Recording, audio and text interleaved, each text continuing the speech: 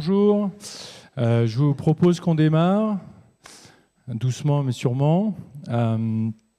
Donc on va démarrer la deuxième table ronde de cette semaine, qui va être sur évolution, sciences et contexte international. Et donc pour ça, je vais laisser la parole à l'animatrice de cette table ronde qui va présenter les intervenantes et intervenants. Donc c'est Natacha Triou, qui est journaliste et productrice de l'émission La Science et QFD. Et donc c'est elle qui va animer cette table ronde. Natacha, s'il te plaît. Bonjour à toutes et à tous. Merci d'être venus nombreux à cette table ronde intitulée Évolution, sciences et contexte international. C'est un grand honneur et une grande joie d'être là parmi vous et d'animer cette table ronde tous ensemble. Alors voilà, on sait tous ici, la science ne se développe jamais en vase clos, que l'essence même de la science est internationale, sans frontières. D'ailleurs, les objets des sciences sont sans frontières, les pandémies, le réchauffement climatique. Et on l'a vu aussi avec la Covid, les synergies et les échanges mondiaux nous ont permis de trouver un vaccin en un temps record. Alors la dynamique de la fabrique scientifique reste fondée sur la mobilité, le partage des données et le croisement des idées. Mais au moment où nous sommes confrontés à des défis majeurs, on assiste aujourd'hui à des réductions des financements publics nationaux, à des tensions politiques mondiales, à la résurgence du nationalisme et outre-Atlantique, à l'impensable démantèlement des sciences états-uniennes. Alors comment la production scientifique est-elle impactée par ces tensions politiques? Quelle est l'évolution de la science au regard de ce contexte international en grosse mutation? On aura le plaisir d'en discuter tous les 6 ensemble. J'ai grand plaisir d'en parler et d'accueillir Anne L'Huillier. Bonjour. Vous êtes professeur à l'université de Lund en Suède et prix Nobel de physique 2023. À vos côtés, Vanina Paoli-Gagin. Bonjour. Vous êtes sénateur de l'Aube, rapporteur spécial de l'enseignement supérieur et de la recherche. Avec nous également Sylvie Retailleau. Bonjour. Et vous êtes professeure et ancienne présidente de l'Université Paris-Saclay, ancienne ministre de la Recherche et de l'Enseignement supérieur. Christophe Collet, bonjour. Christophe Collet, vous êtes professeur et président de l'Université de technologie de Troyes, université pilote de l'European University of Technology. Et avec vous, Manuel Tunon de Lara, bonjour. Vous êtes professeur et ancien président de l'Université de Bordeaux, ancien président de France Université et membre du board de l'Association des universités d'Europe. Alors pour commencer cette discussion, je pense qu'on peut commencer par un constat flagrant et majeur avec vous, Anne L'Huillier. C'est qu'on vit une époque où la science est profondément malmenée. Quel est le regard que vous posez justement sur cette situation, vous, en tant qu'ambassadrice des sciences? Est-ce que ça marche? Oui. Il faut coller bien son micro près du menton. Oui. Mais c'est évidemment très inquiétant. Moi, je sais que personnellement, ça me motive justement de parler de science un petit peu à tout le monde, aux universités, aux écoles, au grand public, pour défendre la science. Mais je suis très inquiète de ce qui se passe en ce moment, en particulier aux États-Unis. Pour moi, les États-Unis, la science aux États-Unis, c'était quand même le top du top pendant toutes ces années. Et de voir ce démantèlement extrêmement rapide de la structure de la recherche aux États-Unis, c'est très inquiétant. Et je pense qu'on ne va pas voir les résultats tout de suite, ça va prendre plusieurs années, mais je pense qu'on va, malheureusement, on va voir les résultats de cette politique contre la science. Sylvie Retailleau, avant de parler de ce qui se passe outre-Atlantique, déjà, quel est vous aussi votre regard sur comment la science est malmenée, mais même dans le débat public ici en France? Oui, déjà bonjour à tous et à toutes. D'abord, dire que comme Anne, je suis très inquiète et que quelque part l'attaque de la science qui se passe aux États-Unis, mais aussi, alors aux États-Unis évidemment, le poids des États-Unis et la façon dont ça a été porté, financé pendant des années, on voit que l'impact est fort et sera fort. Mais je rappelle qu'il y a aussi en Argentine, quand on regarde la Hongrie, et que effectivement il y a des coûts budgétaires et ça va donner des conséquences. Mais peut-être alors les coupes budgétaires pour moi sont une conséquence de cette politique, mais quand on voit comment la liberté académique est attaquée, comment certaines institutions sont remises sous le pilotage, l'autonomie des établissements est attaquée, quand on voit les remises en question sur certains sujets, l'idéologie, je trouve que c'est une attaque vraiment envers la science et la recherche, et c'est une attaque de fond quelque part, qui va impacter non seulement effectivement les progrès futurs et ce qu'on va voir et ce que peut apporter le domaine de la recherche. Je pense au domaine de la santé, qui est gravement impacté aux États-Unis aussi. Je pense à beaucoup de domaines sur le climat, bien évidemment. Mais je pense que ça va être une lame de fond beaucoup plus importante par rapport à un non-filtre d'une attaque profonde de ce que représente la science, la liberté académique. Ça, c'est quelque chose sur lequel on tient, c'est-à-dire les conditions aussi dans lesquelles on peut réaliser de la recherche et de la science. Et c'est vrai que quand on regarde un peu partout dans le monde, quand on regarde aussi les sondages qui se passent par rapport à la position de la science, eh ben, c'est inquiétant, vous le disiez. Alors c'est très inquiétant dans certains pays où l'idéologisme est vraiment cette attaque de la science frontale et l'extrémisme, le populisme est lié. Et en fait, la science et tout ce qui se passe, c'est une attaque à la démocratie tout simplement. Mais on voit aussi que par rapport aux fake news, par rapport à tout ce qui se passe aux réseaux sociaux et cet extrémisme qui monte, passe aussi par des informations scientifiques dévoyées. On a des sondages, on a un sondage Ipsos qui avait été fait il y a un an ou deux, qui pose la question à une population générale et qui en sort l'impact sur les 18-24 ans. Et on s'aperçoit que pour les 18-24 ans, eh bien, la Terre est plate à, je ne sais plus les chiffres, mais c'est autour de 20%, 18%, alors que pour les plus de 40 ans, c'est plutôt 3 à 5%.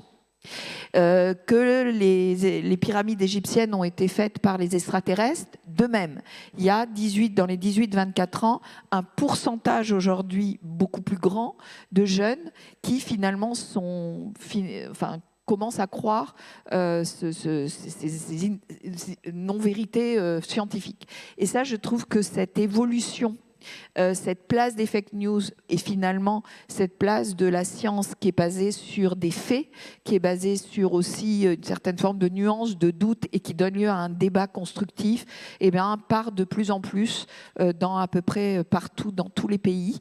Alors je ne veux pas mélanger les choses, je pense qu'il se passe aux États-Unis est vraiment une attaque frontale très forte, mais effectivement, il y a la science dans la société et quelque chose qu'il faut que l'on retravaille fortement. Ouais, la science dans la société, c'est quelque chose que vous partagez également, Vanina Paoli-Gagin. Pour vous, pour lutter aussi contre le populisme, la science doit redevenir un centre de gravité. Oui, tout à fait. Bonjour à toutes et à tous. Je partage bien sûr ce qui vient d'être dit par les deux précédentes intervenantes. Il faut la remettre au centre parce que, comme ça a été dit, on est dans une période de vérité alternative. On est dans une période où, et c'est presque paradoxal, je rebondis sur ce que tu disais Sylvie, c'est la science qui a créé aussi ces algorithmes enfermants. Et donc, il faut aussi qu'on revienne à une science, je dirais, agnostique, neutre, et qui ne soit pas un outil au service d'idéologie. Parce que c'est un peu ce que tu disais, quand en fait elle est dévoyée à ce point et qu'elle n'est plus notre bien commun, je dirais universel, collectif, à l'échelle de l'humanité, pour aider l'humanité à progresser, ça peut devenir une arme de destruction massive en fait. Et donc oui, il faut la remettre au centre, et il faut la remettre au centre grâce évidemment à l'éducation au plus jeune âge. Et là, il y a beaucoup de manifestations et de programmes qui sont déclinés à l'effet d'attirer les jeunes enfants vers la science. Et puis, je pense qu'il faut la remettre au centre aussi dans tous les médias généralistes. Il n'y en a quasiment plus, en fait. Quand vous prenez les chaînes d'infos en continu, il n'y a plus de séquences sciences objectivées. Et nos grands scientifiques, et Dieu sait qu'on en a, il faut qu'on les voit plus, en fait. Il faut qu'ils soient invités sur les plateaux. Il faut qu'ils fassent partie, en fait, des acteurs publics. C'est sûr que, aussi, de mon point de vue de journaliste, c'est quelque chose qu'on observe, que la voix des scientifiques est assez peu entendue dans les médias généralistes, même la presse écrite. Ça, on voit que les sciences sont malmenées dans le débat public. On assiste à aussi une sorte de guerre informationnelle. Et Christophe Collet, comment on voit qu'elles sont malmenées dans le débat public et on voit aussi qu'elles sont de moins en moins attractives du côté des plus jeunes. Oui, absolument. Bonjour à toutes et à tous. Effectivement, la science n'est pas une opinion, en fait. C'est ce qu'on est en train de dire. Et il y a cette évolution vers le fait que la science devient relative. Et sur les plateaux de télévision, quand on voit des scientifiques ou des chercheurs qui ne sont pas d'accord, ce qui est normal dans le domaine de la recherche, puisqu'on est là pour effectivement confronter les idées, être en capacité de remettre en question, vérifier les hypothèses et la testabilité justement de ces hypothèses, on se rend compte que ça peut être perçu par l'opinion comme finalement les chercheurs ne sont pas d'accord entre eux. Donc la science finalement est relative, ça dépend du chercheur. Et donc j'en viens au fait que moi j'ai la chance d'être à la tête d'un très bel établissement qui est à la fois une université et une grande école. Et il faut à tout prix qu'on forme bien les jeunes en général et en particulier les ingénieurs sur la différence entre la science et la recherche. La science, effectivement, c'est quelque chose qui a fait ses preuves, qui est admis, c'est ce qui est enseigné dans nos cours. La recherche, elle est basée sur le doute, sur le fait de réinterroger. On répond à une question, on en a 10 autres qui se posent derrière. Et c'est normal, c'est le moteur de la recherche. Donc, effectivement, on a besoin aujourd'hui de former les jeunes à ce volet. Et en plus, on est concurrencé par un autre aspect qui est l'intelligence artificielle qui arrive, il y a 300 ans, on avait des croyances, la science était moins présente, elle est devenue présente, elle a beaucoup changé nos vies, notre confort, etc. Et l'intelligence artificielle, cette sorte de boîte noire, pourrait nous faire revenir 300 ans en arrière avec une sorte de divinité qui sortirait des décisions, qui nous dirait il faut faire comme ci, comme ça, sans que ces décisions puissent être interprétables sur le processus de décision. Au niveau européen, on voit bien quand même sur les régimes nationalistes, populistes, comment on attaque l'Académie des sciences en Hongrie, comment on dirige les choses en Turquie, les tensions qui se passent en Serbie. Alors certes, ce paradigme doit changer, mais plus important encore, je pense qu'il faut qu'il y ait le socle des valeurs et de la démocratie qui doivent être défendues. Je rejoins ce que disait Madame la sénatrice, mais c'est une question d'éducation. Il faut qu'à un moment donné, il faut qu'il y ait une volonté politique, pas dire ça devant notre ancienne ministre, mais et ça ne va pas de soi. Ça ne va pas de soi. La science, elle n'est pas sanctuarisée. Et aujourd'hui, moi je vois au niveau européen, on a ces mêmes discussions. C'est quoi? On discute le budget d'Erasmus+, à venir ou du programme cadre, mais l'effort premier, c'est la défense. La boussole, c'est pas celle de la science, la boussole, c'est celle de la compétitivité. Bon, même si après on a fait Choose France, c'est très bien. Et ça va jusqu'à dire... Par exemple, cette université est dans une magnifique alliance européenne qui, à mon avis, sont très structurantes pour l'Europe. On se pose la question, est-ce que les alliances, on va continuer à les financer avec Erasmus+, ou est-ce qu'on les prend sur le budget de la compétitivité? Donc, et là, je pense que les États ont une responsabilité, l'Europe a une responsabilité, et effectivement, je n'ai pas la solution, mais en tout cas, il faut qu'on puisse changer aussi le paradigme au niveau de l'État, de l'éducation et de la recherche qui a besoin de ce financement. Et c'est la quadrature du cercle.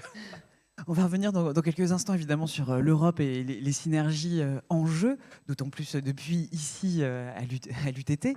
Mais pour rebondir sur ce que vous venez de dire et puis pour aussi avoir votre regard sur ça, vous venez de parler quand même d'un hiatus, je m'adresse à Ludier, vous venez de parler d'un hiatus entre le temps court de la politique et le temps long des sciences. Ça, c'est quelque chose auquel vous êtes très bien, très au courant sur ce temps long de la recherche fondamentale à Ludier, surtout quand on fait de la physique attoseconde, sur l'impératif d'avoir des fonds, des financements sur du temps long où on n'a pas forcément d'application à long terme et en vue. Oui, absolument. La physique attoseconde, c'est vraiment un exemple. C'est un peu paradoxal parce qu'on produit des impulsions très très courtes, mais c'est un exemple de recherche très fondamentale. Le but, c'était de regarder ce qui se passe quand des atomes sont exposés à un champ laser intense. Mais donc, recherche vraiment fondamentale qui a pris du temps. La découverte de la génération d'harmoniques, ensuite 14 ans pour comprendre et pouvoir mesurer que derrière ces harmoniques, il y avait des impulsions très très courtes, donc 14 ans, et sans savoir si on y allait y arriver ou pas, quoi. Et puis ensuite aussi, on est 25 ans après la mesure des impulsions attosecondes. L'exploitation de ces impulsions attosecondes principalement en recherche, ça prend aussi un temps très important. Donc ça, je crois que c'est important que les organisations qui financent la recherche comprennent ce temps long qui est nécessaire pour certaines recherches, en tout cas certaines recherches fondamentales. Et je voudrais insister sur le fait que la plupart des grandes découvertes, pas toutes, mais la plupart des grandes découvertes qui ont vraiment changé la vie de tous les jours, on peut penser à, je sais pas, aux bulbes électriques, enfin, c'est de la recherche complètement fondamentale. Le laser, ça a pris 10 ans avant d'aller vers les applications. Maintenant, on peut, bon, voilà, toutes ces, il y a quand même, c'est pas tout le cas de tout, mais c'est la plupart des grandes découvertes. Au départ, c'est de la recherche complètement fondamentale. Donc, il faut que ça puisse continuer. Voilà. Et même sur le... Bon, moi, je suis médecin, mais on dit, tiens, le Covid, on a fait une vaccination très rapide, c'était formidable. Et combien d'années il a fallu avant, en prenant ces mêmes risques, sans savoir où on allait? Personne ne faisait attention à la recherche sur le RNA messager. Et c'est grâce à ça, ensuite, qu'on a pu aller vite. Donc, même dans des actions qui peuvent paraître rapides, elles se nourrissent d'une recherche au long cours qui l'a précédé, qui est une recherche à risque. Donc, il faut prendre ce risque et il faut pouvoir financer ce risque. Et ça, c'est essentiel. Et il faut que, enfin, surtout les responsables politiques puissent comprendre ça. Ça, par rapport à l'ULI, par rapport à cette recherche sur du temps long, on évoquait justement des problématiques d'éducation. Ce prix Nobel, c'est aussi une façon de parler aux plus jeunes, de montrer qu'une grande carrière scientifique en tant que femme en physique fondamentale, c'est possible. Oui, enfin, je sens une responsabilité en tant que prix Nobel, justement, d'aller rencontrer surtout les jeunes, les étudiants et même les lycéens, et même plus bas, pour leur parler de science, pour leur dire que la science, c'est important et que carrière en science, c'est extraordinaire. Et ça doit être ouvert pour tous, pour les filles et les garçons, voilà. Donc, en tant que prix Nobel femme, j'essaye le plus possible de porter ce message. Sylvie Retailleau, comment justement on parlait de ce manque d'appétence, enfin pas de manque d'appétence, mais de cette faible attractivité des sciences auprès des plus jeunes générations, ça aussi, comment ça se réenclenche? Alors, je vais répondre, mais je vais rebondir sur ce qu'a dit Manuel et Anne pour répondre. Je pense que c'est lié évidemment à la jeunesse, et je rebondis sur Anne, c'est-à-dire dès l'école primaire, et ensuite il ne faut pas les lâcher jusqu'à l'enseignement supérieur, j'y reviendrai. Mais quand on dit, enfin, la recherche est du temps long, la science est du temps long, et je rejoins, si on regarde les derniers prix de Nobel de physique qu'il y a eu, ne serait-ce qu'en France, que ce soit d'Albert Ferre, Gérard Mourou, Alain Aspect, ce sont des découvertes fondamentales qu'ils ont fait des années et des années. Albert, c'était pendant sa thèse, la magnétorésistance géante, et ensuite l'application qu'on a dans nos ordinateurs, c'est arrivé des dizaines d'années après. Donc cette histoire que vient de raconter Anne sur son prix Nobel, moi je la connais sur énormément, c'est ce que disait Anne, mais on pourrait raconter cette histoire sur à peu près tous les prix Nobel, en tout cas de physique, qu'on a eu en France ces dernières années, et avec des applications très concrètes qui touchent tout le monde, dans la vie courante ou en médecine ou autre. Et ça, je pense que pour nous, scientifiques, c'est évident. Pour le public, c'est pas évident. Et quand on parle que les politiques, il faut qu'ils comprennent ce que disait Emmanuel, que c'est sur le temps long et tout, bien sûr. Mais moi, si j'ai une chose que j'ai retenue de mon passage au ministère et dans ce monde-là, c'est qu'en fait, les politiques, ils écoutent ceux qui votent et les citoyens aussi. Et la première chose que nous, scientifiques, on doit aussi faire pour convaincre, pour pouvoir avoir les budgets associés, pour que les politiques arbitrent en fonction, c'est qu'il faut que les citoyens mettent la science, la recherche, l'éducation. Mais quand vous discutez dans la rue avec les gens, l'éducation, c'est du primaire au lycée. C'est-à-dire que l'enseignement supérieur qui va avec la recherche, c'est un peu autre chose que l'éducation.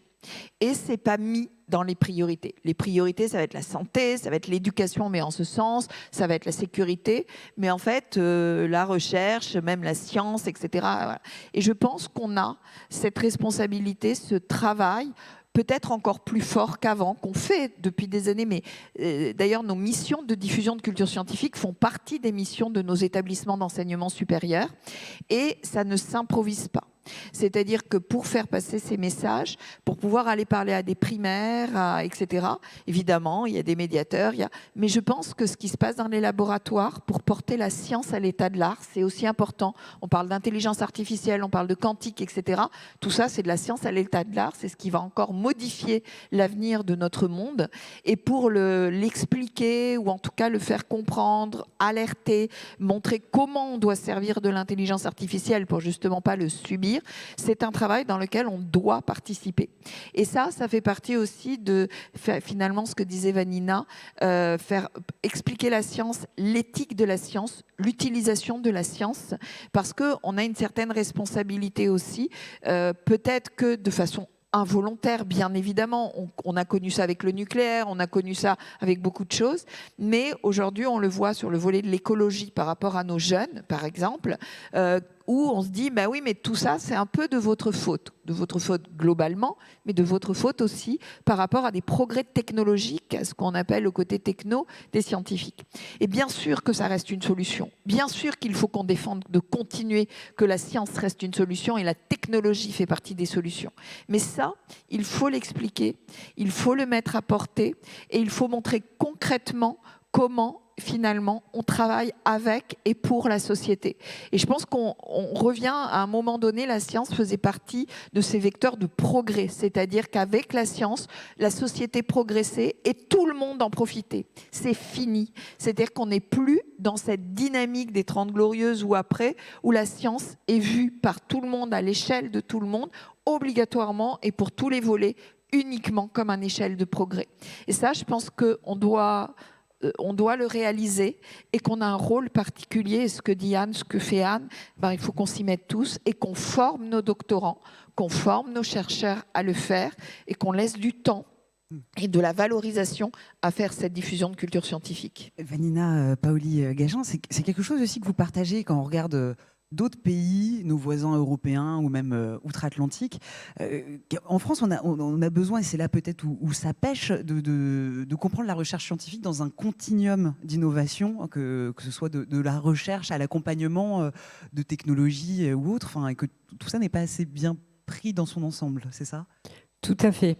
Mais pour faire écho à ce qui vient d'être dit, finalement, quand on réfléchit bien, tout ce qui a été dit, c'est un retour aux humanités. C'est-à-dire qu'en plus, les rôles modèles, on les a. On en a un paquet en plus en Europe, des rôles modèles. On a des Pascal, on a des Descartes, on a des Léonard de Vinci. Enfin, je veux dire, on a vraiment les substrats, on a les fondements, je veux dire, de cette ouverture des champs qui est par définition, en fait, je pense, le terreau de la recherche, qu'elle soit en sciences dures ou en sciences molles. Et donc, en fait, c'est avec ça qu'il faut que nous renouions, et d'autant plus qu'effectivement, et je partage vraiment ce qui a été dit par Sylvie, on est dans une période charnière où il ne faut pas qu'on bascule dans l'assimilation de la science au technosolutionnisme qui apporterait des réponses exclusivement technologiques à tous les problèmes. Parce que là, on pourrait effectivement se heurter à une réaction qui soit celle d'un pur rejet de la science, en fait. Et sur les jeunes générations, c'est un risque qui peut vraiment être assez important. Et pour répondre à votre deuxième question, oui, on a un problème de continuum. On a de l'excellente science en Europe, de l'excellente recherche. Vous en êtes toutes et tous des témoins et des acteurs vivants. Notre problématique, c'est qu'il y a finalement une sorte de désintérêt pour le faire, F-A-I-R-E. L'âge du faire, F-A-I-R-E, n'est plus celui de l'Europe. Alors, on en fait le constat aujourd'hui, on est en train de pallier cela. Et la problématique, c'est que le financement, finalement, de tout ça, c'est l'Amérique qui s'en est saisie. Et puis le faire, le volet production, c'est l'Asie qui s'en est saisie. Et ça, on l'a bien aidé à s'en saisir, il faut le dire. Il y a eu vraiment des idéologies qui ont eu cours, qui ont été très funestes pour nous. Donc aujourd'hui, notre problématique, c'est qu'il faut qu'on transforme notre énergie créative en énergie productive de nouveau en Europe. Et c'est en fait tout le sens des rapports d'Enrico Letta et de Mario Draghi, en fait. Et ça implique de mettre des financements massifs. Il faut mettre au moins ces 800 milliards d'euros chaque année sur ces sujets. Parce que sinon, l'Europe va décrocher très, très, très vite. On est vraiment sur un tout petit braquet comparé au retour des empires. Eux, ils ont l'argent. Et cet argent leur permet de gagner du temps. Et le temps s'accélère. Et avec l'IA, plus on aura d'argent, plus on aura des larges modèles développés, plus le temps s'accélérera pour ceux qui seront les maîtres de cela. Donc, en fait, on n'a pas d'autre alternative. Si on veut continuer à être un continent de producteurs et pas exclusivement de consommateurs, ce qui n'est quand même pas un avenir très sympa qu'on peut offrir à nos enfants, je pense, il faut qu'on mette le paquet et que ce continuum, cette blockchain positive aille de la paillasse jusqu'à la production. Parce que sinon, on va encore une fois vendre à vil prix notre recherche, nos innovations, à ceux qui vont nous la refourguer en produits finis ou en services finis, dégradant ainsi notre balance commerciale et puis donnant finalement peu d'espoir en termes de jobs à très haute valeur ajoutée qu'on sera capable d'offrir. En effet, le rapport Draghi, 800 milliards tous les ans, chaque an, sur des secteurs particulièrement ciblés que sont la recherche. Christophe Collet, d'ailleurs, comme on parle là de science et d'enjeux internationaux, comment se positionne finalement la France ou l'Europe sur la scène scientifique internationale ? Alors, nous on est très engagés à l'Université de Technologie de Troyes sur ce volet-là. Vous avez vu effectivement qu'on est dans un projet d'université à l'échelle européenne. D'ailleurs, on ne parle plus d'international quand on parle de l'Europe. Ça devient effectivement notre terrain de jeu. Dans ce cadre-là, je prends cet exemple parce qu'il est assez parlant. On a un projet très ambitieux. On travaille avec 8 partenaires européens, avec une belle distribution sur la carte de l'Europe.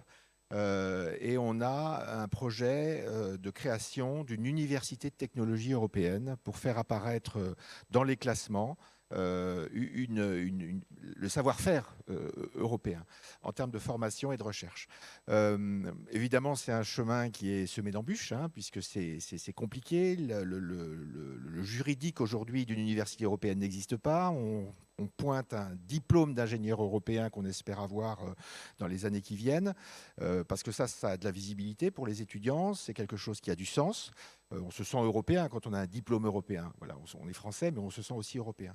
Ça permet aussi d'avoir des actions de recherche à l'échelle de l'Europe, de pouvoir répondre.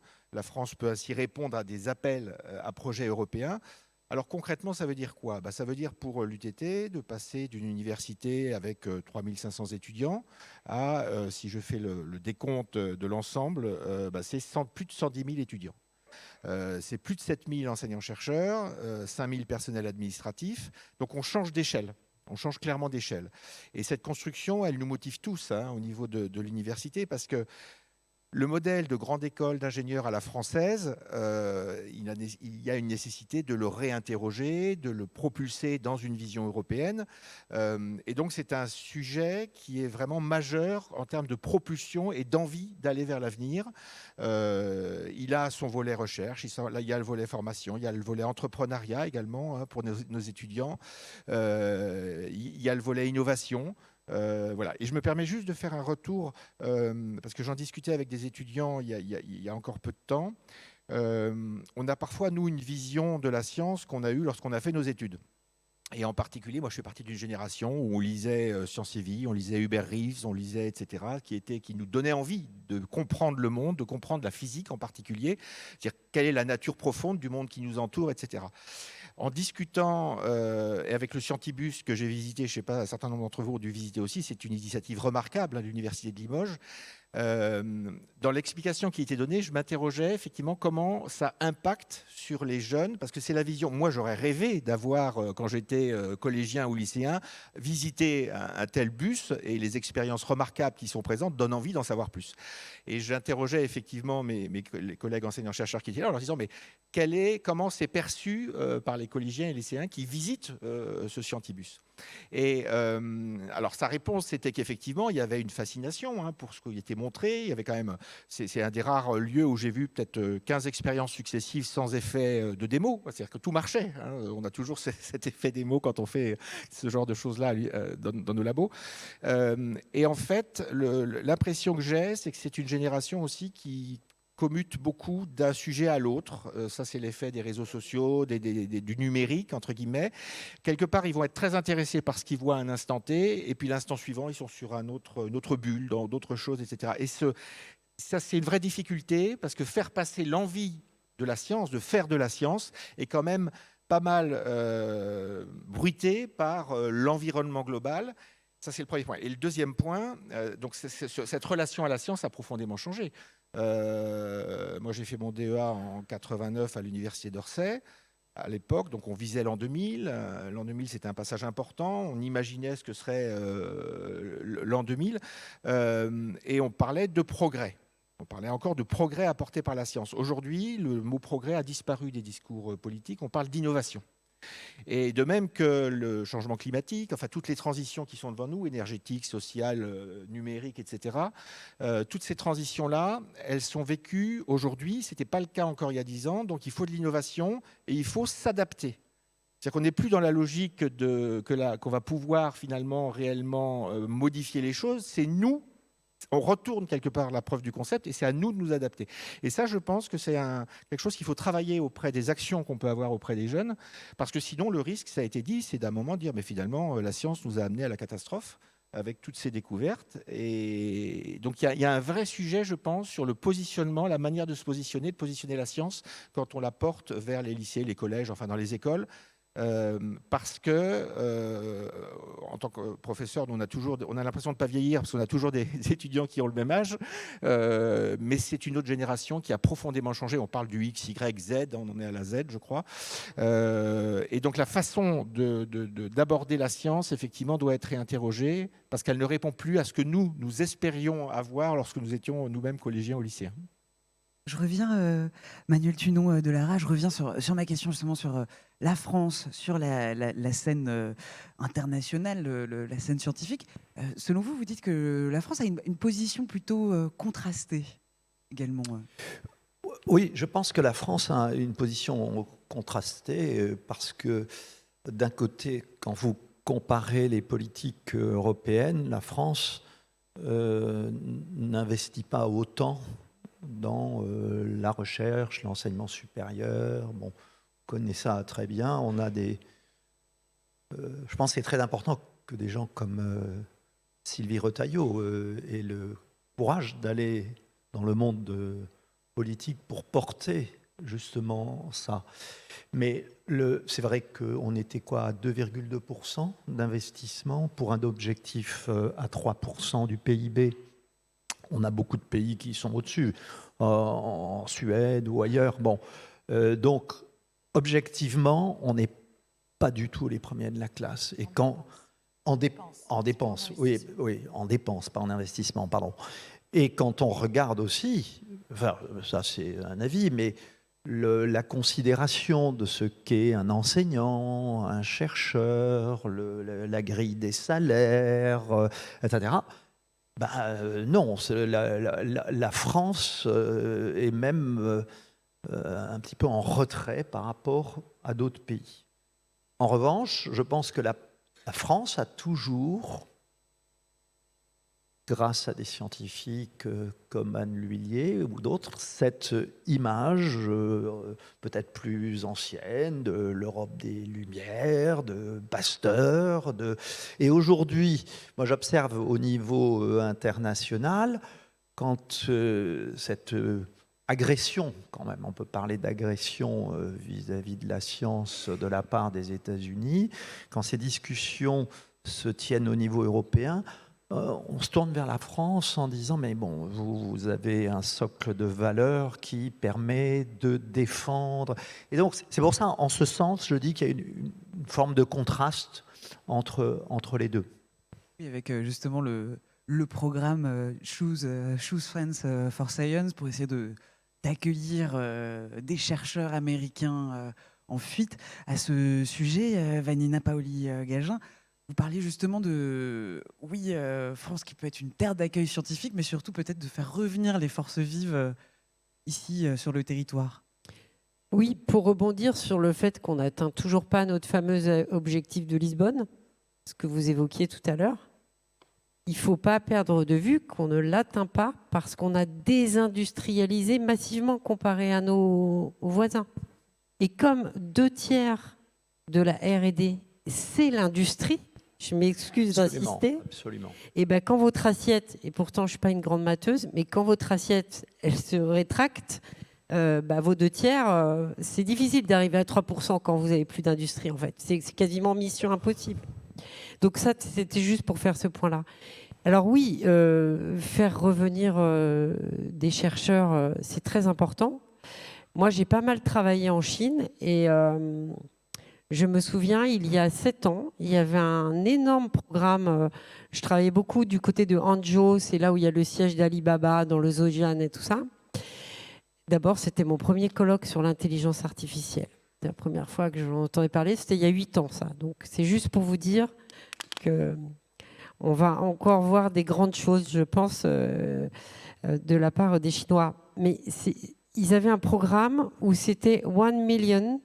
C'était une sorte de package qu'ils offraient à tous leurs chercheurs, enseignants-chercheurs, doctorants de la diaspora chinoise de par le monde. Ils leur offraient l'équivalent d'1 million de dollars, plus un pavillon avec un jardin, etc., plus un labo flambant neuf dans leur spécialité pour ceux qui étaient dans les... Donc déjà, je veux dire, ils ont réimpatrié beaucoup de leur matière grise aussi et beaucoup de chercheurs qui ont appris dans le monde entier, dans les meilleures universités du monde. Et ben nous, en fait, je pense qu'il faut qu'on essaie de faire pareil aussi. Il faut qu'on le fasse évidemment avec les chercheurs étrangers qui sont en difficulté aujourd'hui par rapport à des régimes qui ne sont plus totalement démocratiques, voire qui ne respectent plus l'état de droit, parce que quand même, il y a des questions qui se posent sur le respect du droit. Et moi qui suis juriste, je me dis, est-ce que le 21e siècle, ce n'est pas la fin du droit? Je me pose la question. En tout cas, le droit international en a pris beaucoup dans la figure ces derniers temps. Et oui, ce serait bien qu'on fasse ça, qu'on fasse une sorte d'inventaire de tous nos doctorants. Et l'échange que j'ai eu avec M. Aspect était aussi sur ce volet-là. Parce que ça, c'est de la richesse qui reviendrait aussi mettre les cerveaux au service de ce nouvel appareil productif européen. Non, je voulais revenir vers ce qu'a dit Vanina Paoli-Gagin. Bien entendu, effectivement, dans les dépenses et dans ce 3%, on n'arrive pas au 1% côté public et on a un déficit côté privé. Vous avez parlé de continuum. Il y a un moment où le serpent se mord la queue parce que qu'est-ce qui fait aussi venir l'industrie et qu'est-ce qui permet d'avoir plus de dépenses privées dans la recherche, ce sont aussi les environnements publics. Et aujourd'hui, peut-être plus qu'un continuum ou une idée théorique où on a la recherche fondamentale en amont avec des applications en aval, etc., c'est plus des écosystèmes qui se construisent. Et ça, et d'ailleurs, tu es allé dans ce sens avec les PUI, etc. Mais ce sont des écosystèmes qui sont soit des écosystèmes locaux, soit des écosystèmes en réseau, comme le président vient de l'évoquer. Et au niveau européen, on recherche ces environnements-là et à développer ces environnements-là. Et dans le rapport Draghi, quand on dit effectivement, il faut y aller, alors tout ne se prête pas aux infrastructures et à cette construction, mais il y a une partie qui dépend de ça. Donc, ce sont deux financements qui sont interdépendants l'un de l'autre. On a besoin de renforcer le public et les infrastructures de recherche dans le public pour pouvoir créer les conditions aussi de la recherche et de l'investissement dans le privé. Anne Lhuillier, comment vous regardez ça, vous aussi, en tant que chercheuse et française et suédoise? Quel regard vous portez sur cet écosystème et le dynamisme des universités européennes? Je pense que c'est très important. Enfin, pour moi, la recherche, c'est vraiment pas surtout un petit pays comme la Suède. C'est pas quelque chose qui est national. Ça doit vraiment être ouvert. D'ailleurs, c'était pour moi, je dois dire, un attrait de ce métier de chercheur. C'est les collaborations mondiales qui sont très faciles et cette espèce de... on n'en fait pas partie d'un pays, mais du monde entier, quoi. Donc, pour moi, c'est un vrai attrait de ces métiers-là qu'il faut essayer de montrer aux jeunes. Pour revenir... donc... oui, c'est très important. La communauté européenne a été très importante pour cette physique à 2 secondes. Je le dis dans chaque présentation que je fais, j'en fais beaucoup. C'est un domaine qui est très européen. Les 3 prix Nobel sont des Européens. La recherche a été faite en Europe et beaucoup en France. Et pourquoi ça? C'est parce que on a bénéficié des réseaux européens qui ont démarré dans les années 90 et on a réussi à avoir des réseaux pendant de nombreuses années où on rassemblait vraiment tous les laboratoires européens dans le sujet. Et ça a permis d'échanger les idées, d'échanger les doctorants. C'était extrêmement, extrêmement important. Donc je pense que la communauté européenne a vraiment un rôle à jouer. Récemment, là, j'ai accepté d'être dans un comité pour le quantique européen pour justement essayer d'aider dans cette idée-là. Et voilà, il faut que la communauté européenne continue à soutenir la recherche et l'éducation. Justement, la communauté européenne va bientôt se positionner sur ces questions d'investissement, Sylvie Retailleau.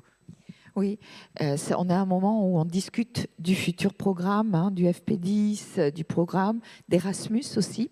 Et donc, je pense qu'on est vraiment dans un moment où les messages sont importants à passer parce que ce sera le programme qui va démarrer à partir de 2028.